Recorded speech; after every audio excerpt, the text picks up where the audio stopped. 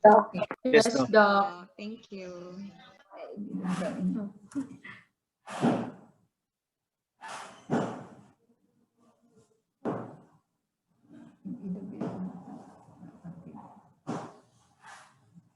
Ay, di maliwat na makikita ang taliwat na pero ay pagpasalit di.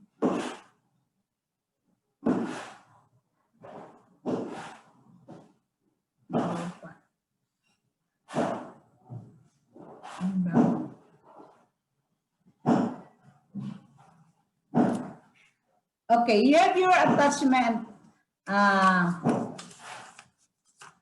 So here, it refers to the infant seeking and clinging to the caregiving person, usually the mother, or not only the mother, but also the caregiver, no? Especially first month.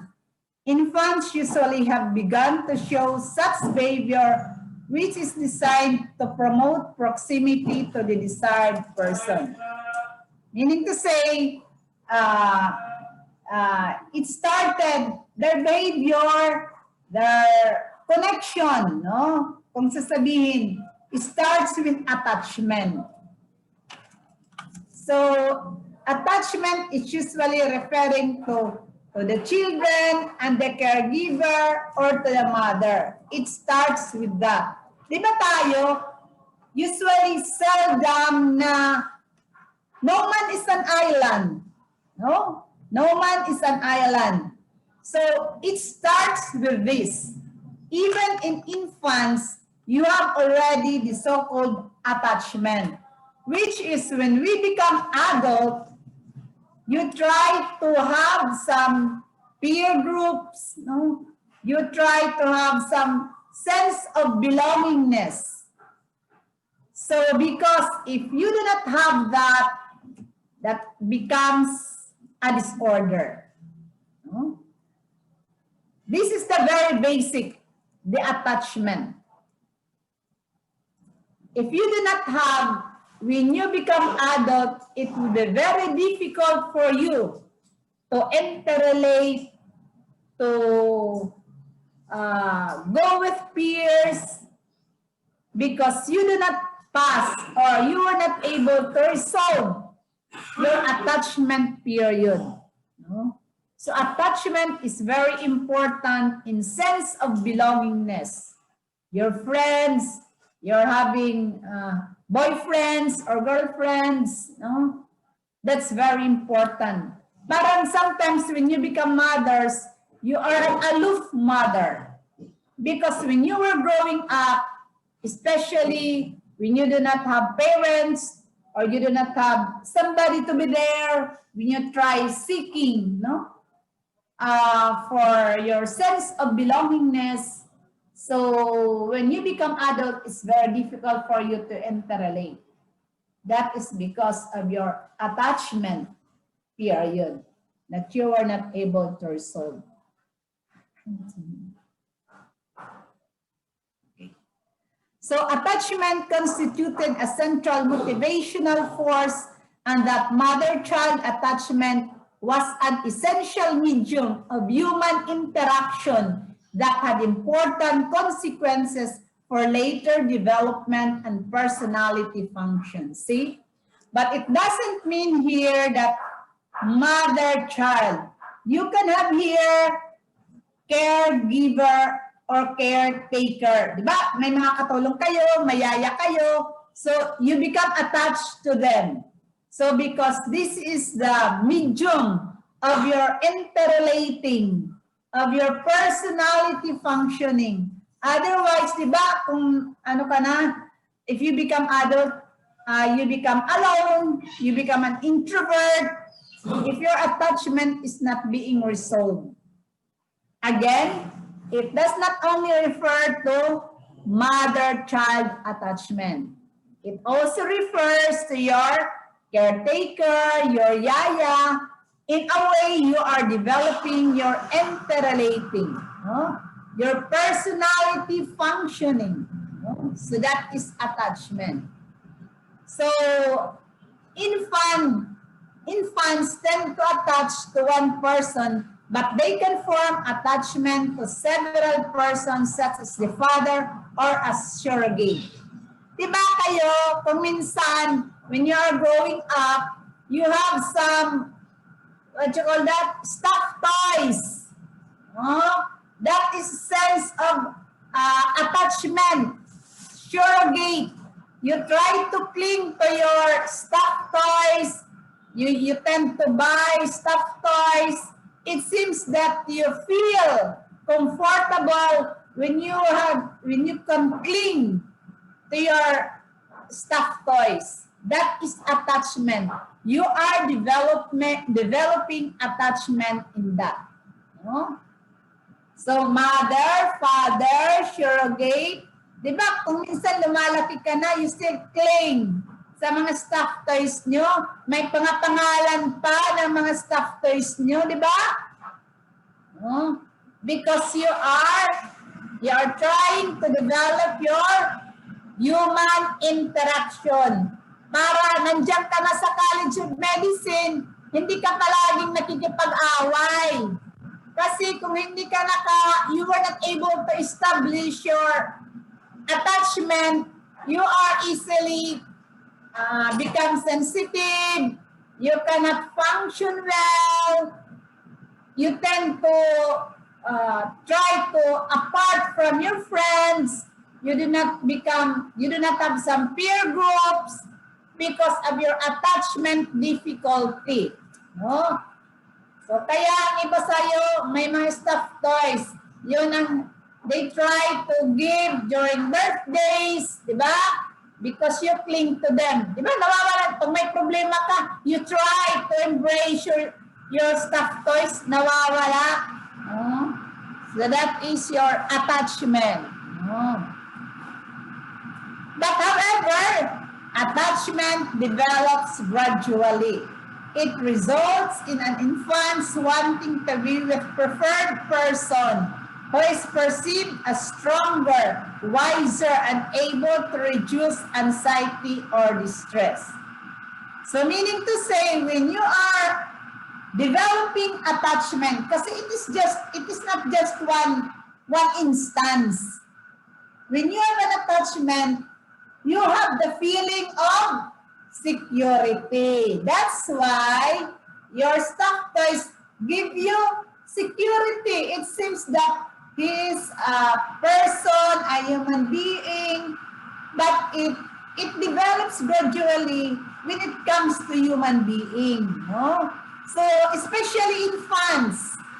So the infants, you can see that perceived as stronger, wiser, and able to reduce anxiety.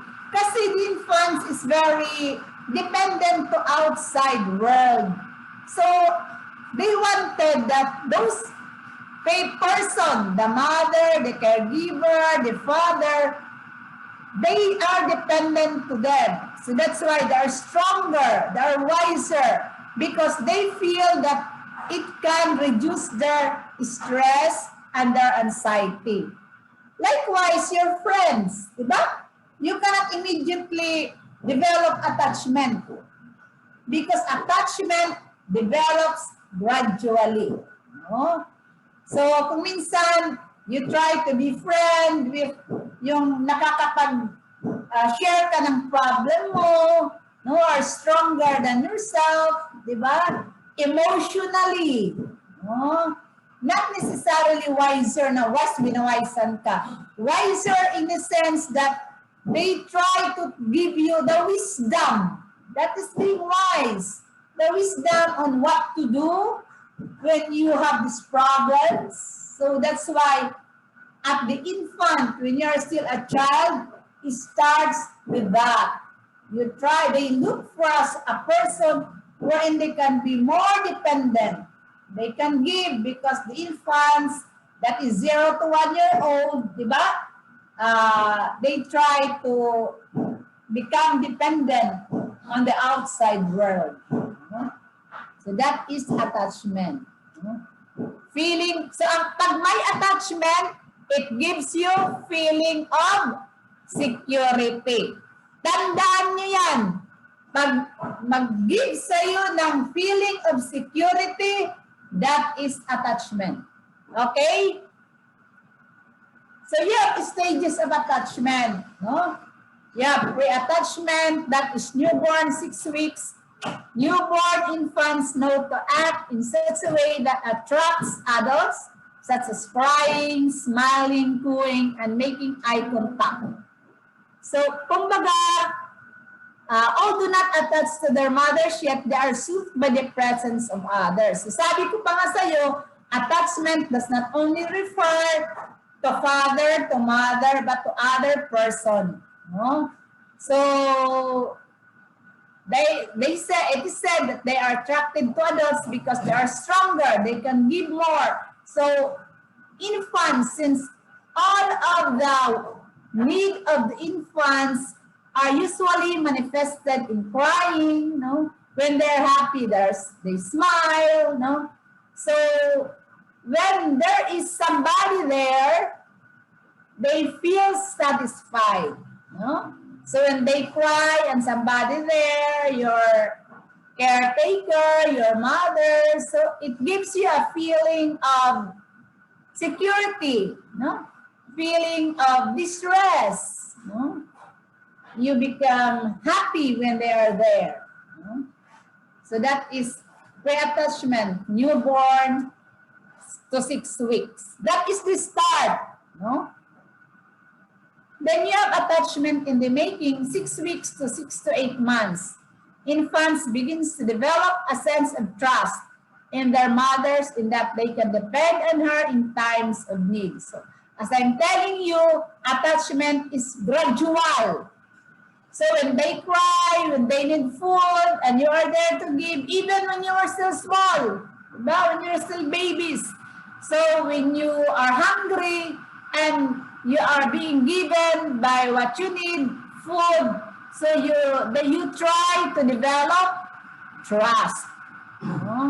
So that's why here attachment usually start on the 0 to 1 year old. That is what in the developmental stage. What stage is this? By Freud. That is trust versus mistrust. It is here wherein your trust started. Attachment in the making. Then you have clear-cut attachment, 6 to 8 months and 18 months. To 2 years. Attachment is already established.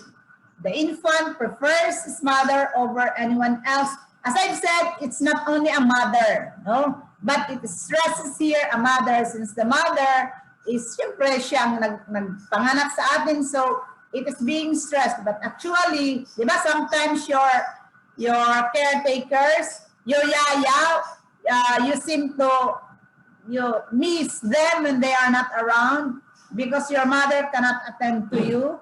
So as I've said, it's not only the mother, no, or the father. The infant prefers his mother over anyone else or the caretaker and experiences separation anxiety when she leaves. Meaning to say, since you develop already attachment, no?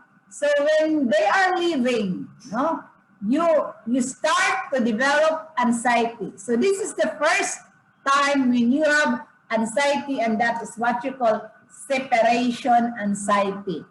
The intensity of separation anxiety is influenced by the infant's temperament and the way in which caregivers respond and soothe the infant. Meaning to say, when you are hungry, when you are angry, when you feel down during your developmental years, when you are a child, and your mother and your caretaker are always around to soothe you, to take care of you.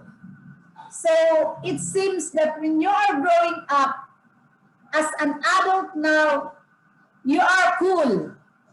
Because when you are still a child, you're being angry, your needs are being answered. Pero pag wala, parang when you are growing up, because you were not able to resolve those times of attachment, you get easily temperamental because you were not able to resolve because your mother were not around. Diba, pag iniiwan kayo ng nanay nyo, sometimes you get easily irritated because especially when your caretakers are masungit, no? Or they doesn't mind to you, they are just playing cell phones with their friends. So your temperament, you are not being soothed, no? You are not being caressed. So when you grow up, you easily get irritated, you easily get incited, no, with anger because you do not have the good foundation of attachment. Then, formation of reciprocal relationship, 18 months to years. As language develops, separation anxiety declines. Why? Because you're now able to communicate. You can already talk. The child cannot talk when they miss you, when they when they had some pain, they just cry, no? The child cannot talk yet, no? So everything is being manifested in crying. You just give milk and everything is okay. But you do not know that the child has pain, is angry, because even the child is crying, it doesn't mean that he is hungry. It means that they are also angry.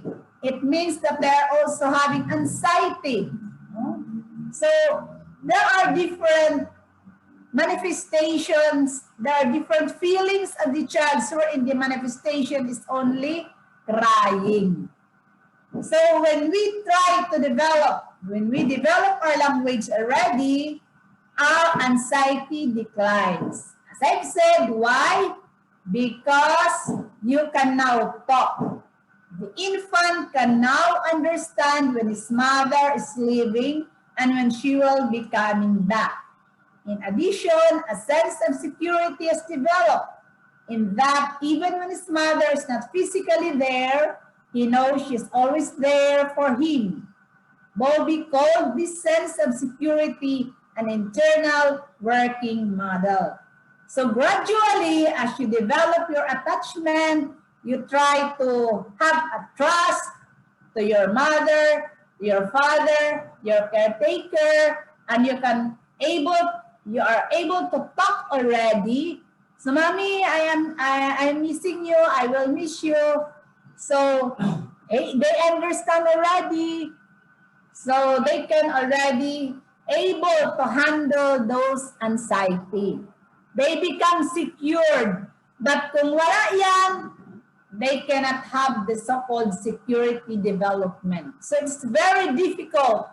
So, when you become adult, it's very difficult for you to interrelate because you were not able to have the sense of security when you're still growing up.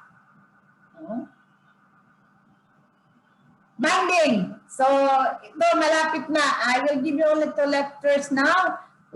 So, bonding concerns the mother feelings for her infant and differs from attachment. See? So bonding, sometimes used synonymously with attachment, but the two are different phenomena.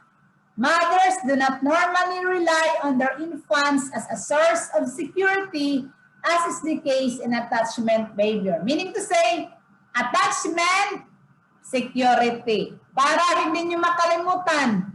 When we say, when you have the feeling of security, it is because of attachment. Your anxiety, nawawala, no? Because of attachment. But bonding, when we say bonding, you do not have here secure. The mother does not have the security. No? The mother is the one giving security to the infant. So bonding is the concerns, the mother's feelings for her infant. So that is skin-to-skin contact, voice and eye contact. That is bonding, skin-to-skin contact. There is no security from the infant to the mother, no? Nor the mother has the security to the infant. The mother is the one giving the security. But in a way, bonding is different from attachment. Bonding in when you have to have a skin-to-skin contact, voice and eye contact, that is an bonding. No? So you now know the difference between bonding and attachment. No? Attachment develops gradually. Bonding, pag pinapanganak yung bata, the doctor will place the baby next to the mother, and that is what you call bonding. No? Voice and eye contact, that is bonding. So, okay, hanap ko. Ano ka sunod? Okay. So, I think I will end my lecture here. Maybe before, kailan ulit ang class natin? Every anong saan class natin? Every Saturday lang? Wala po sa schedule. Ako ang gagawa ng schedule. Kasi akala ko, ang classes, so it depends on the schedule that we will have. Ano ba yung schedule ng psychiatry? Yun ang hindi ko alam.